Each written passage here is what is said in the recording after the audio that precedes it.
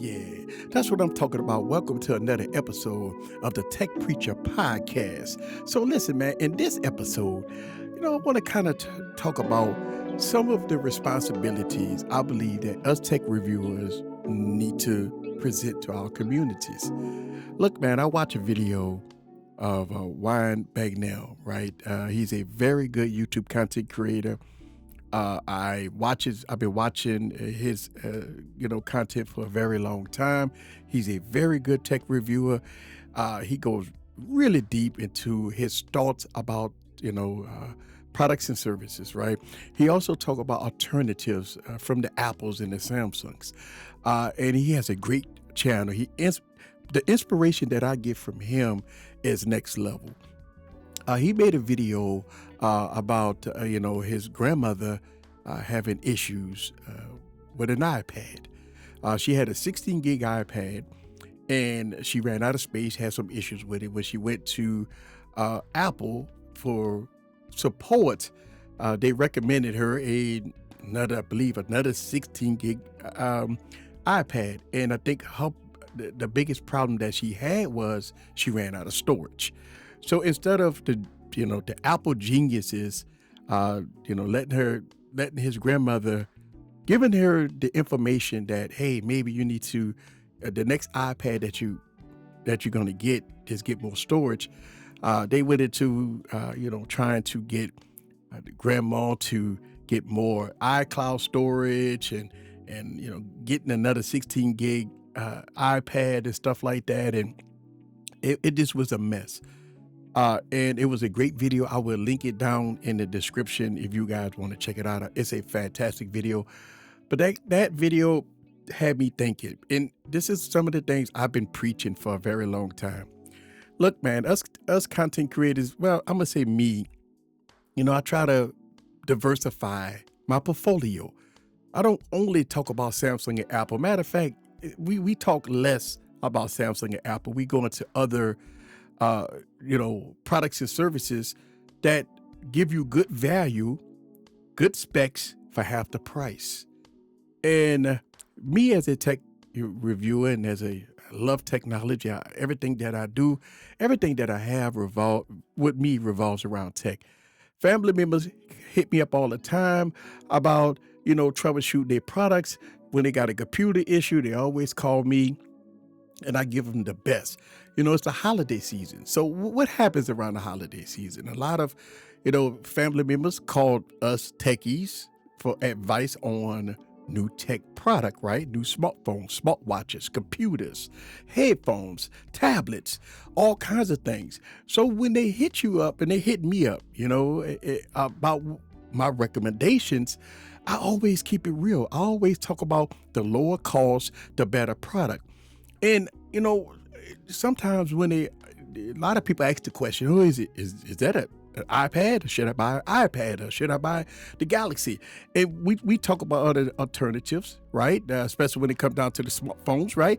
I always talk about alternatives, such as the Google platform, the Motorola platform, the OnePlus platform, right? Most of your average consumers are not doing the things that us tech enthusiasts do on our smartphones. So when I talk to an average consumer, an everyday Joe, a family member, that gets solicited by, ads that they see on TV or on the phones, or when they get solicited by phone calls and text messages from the carriers, or if they inquire about a new device. When they walk into a carrier store, you have the salespeople immediately try to sell you an Apple or Samsung. So when they come to me and ask me these questions, I immediately ask one question. The device you currently have, and y'all hear me say this all the time, is it doing everything you need it to do? Why is it you want to upgrade, right? Especially when they talk about smartphones. And 9 times out of, and listen, I talk about this all the time. I don't care what phone you have. I don't care the name brand. I don't care how old it is. I ask these simple questions. And listen, some family members might think that, I'm being an asshole about it, right? Because, look, why would I just say, okay, yeah, go get the latest iPhone. Yes, go get the latest Android phone. No. If you call me inquiring about new products and services, I will ask simple questions because in my mind, I want to direct you to the best product for you that I believe you can have at a fraction of the price. That's the key, at a fraction of the price. So I ask those questions. And I'm going to tell you, a lot of people, tell me, oh, I just got a cracked screen on my cell phone, right? Most average consumers, they dropped their phone, they forgot to put the case on it, they dropped their phone, they got cracked backs, cracked screens. Then that becomes a different conversation because at that point, I'm directing you on getting that screen fixed, right? I'm in the South, we got a nice bit of places where you could bring your device and they'll fix it pretty much in one day, pretty much in a few hours. So getting it fixed is not the issue. And you have some people say, you know what, I want to treat myself. It's a new year. I mean, Christmas time, a holiday season, and you got Black Friday, you got good deals going on. Look, I know my phone is a couple of years old or my tablet a couple of years old. I just want to treat myself. I want something new. I want something fresh. All right, cool. Then that conversation becomes something different. But I don't want to be the asshole about it, but I always try to, direct people into cost savings, making sure that they got enough storage, because obviously, right, if they get a smartphone, 256 gigs, if they shoot a lot of video, a lot of photos, then you talk about storage. Storage is probably the most important thing, especially if a regular degler is going to hold on to their device till the wheels fall off. So that's the key. Most likely, if they coming from a phone that they've been rocking for 4 years, 5 years, then in my mind, I know your next device, you're going to rock it till the wheels fall off. You talk about another 4 or 5 years. Okay, cool. Now the alternatives are storage. My thinking is storage. Obviously, we got to talk about price, but we talk about storage, and then we talk about either good deals that's going on right now on different products and services. So we talk about that. But I say that to say this. As the holiday season comes, us content creators, we drop videos because we getting a lot of promos at Black Friday promos, a lot of Christmas promos and stuff like that. So you will see a lot of videos posted on YouTube, TikTok, Instagram, Facebook about holiday sales and stuff like this. Here's the thing. You have to have trust in the content creator that you're watching, whether or not it's going to be on TikTok, Instagram, Facebook, or whatever. And I would encourage anybody that if you have a question, you have to test the knowledge of certain content creators on TikTok or Instagram. Have you ever reached out to them and maybe you have a question? Because, they make the shit look so good. You think about this, right? They make things look so good. Oh man, they got all the flashy this and the cut scenes and all that stuff. Listen, I know I do that, but I do my best to try to keep it as real as possible. And not only that, but I keep my door open for people that have questions, comments, DMs, emails. I do my best to respond to people to let them know before they spend their hard-earned money, and I understand they have a lot of content creators that will not do that. They have content creators that will not answer your comments. They got content creators that will not answer your emails or DMs because they feel that they have too much work to do. They don't care about the individual. They want to move on to the next thing. They're too busy. They don't have time to reach out and answer comments and stuff like that. So it leaves a lot of people holding the bag. It leaves a lot of people with false narratives. Then when they buy products and services, it ain't exactly what that content creator was saying. And so I believe that us content creators, the real ones, listen, man, it's a fundamental difference, right, between fake and phony and realness. It's a fundamental difference between content creators who care and content creators who don't care. All you have to do is look at their history.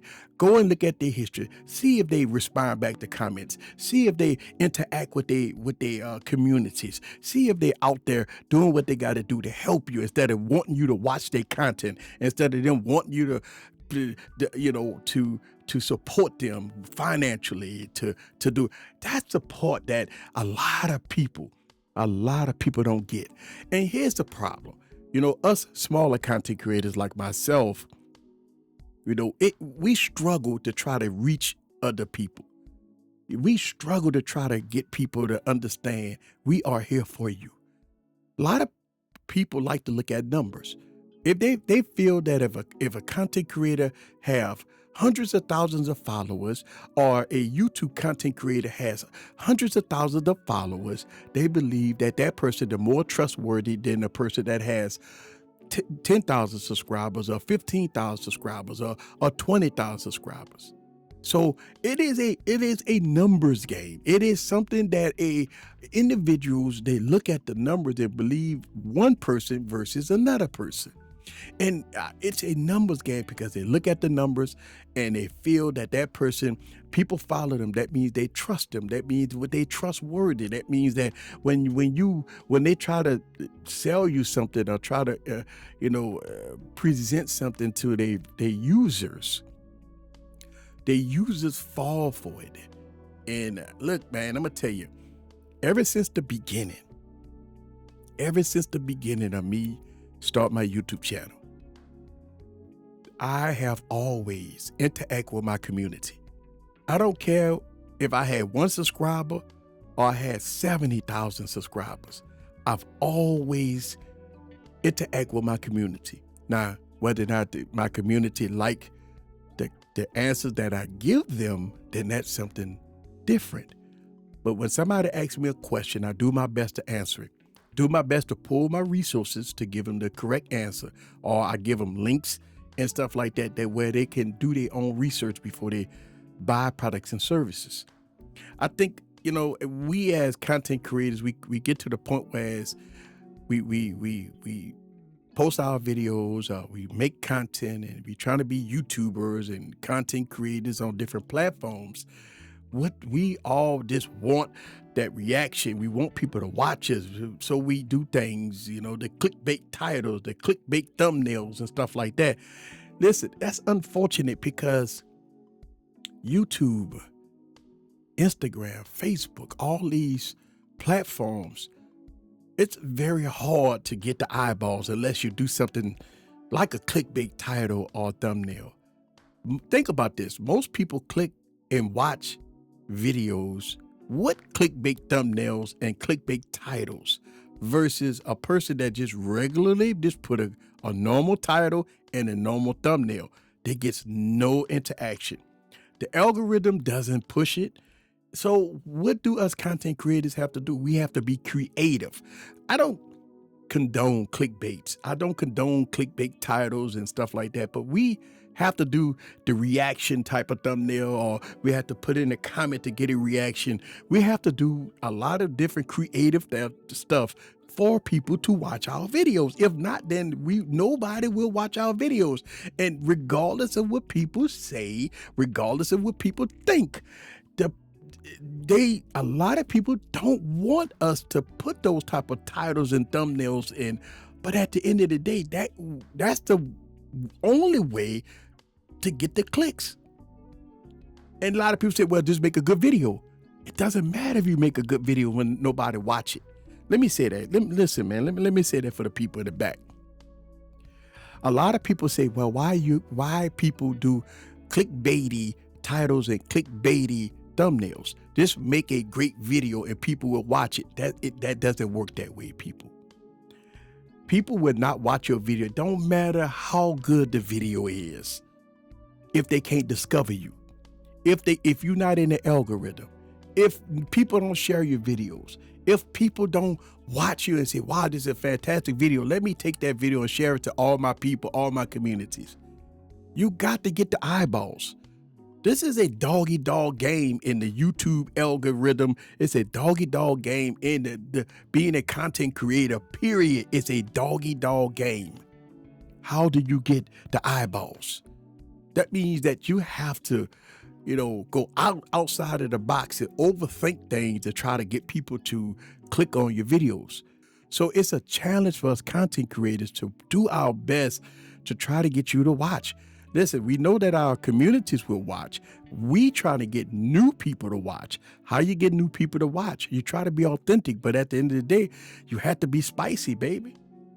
But I believe that we as content creators have the responsibility, good content creators, listen, again, it's a fundamental difference between fake and phony and realness.